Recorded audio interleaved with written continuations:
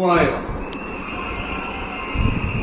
ஒவ்வொரு குடும்பத்திற்கும் மாதத்திற்கு 200 யூனிட்டுகள் கட்டணமில்லா மின்சாரம்.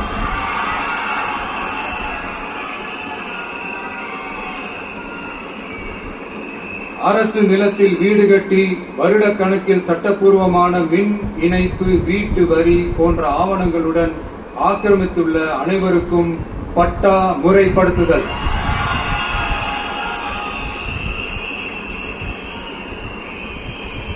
அனைத்து வீடுகளுக்கும் 100% குழாய் மூலம் குடிநீர் வசதி. 8வது, அரசு ஊழியர்கள் நல உத்தரவாதம். சட்டப்படி முழு பழைய ஓய்வூதிய திட்டம் பரிசீலனை மற்றும் மறுசீரமைப்பு.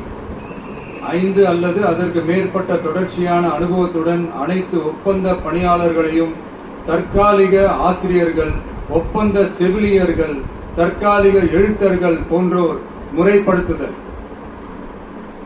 அங்கன்வாடி ஊழியர் சம்பளத்தை மாதம் 18,000ஆகவும்,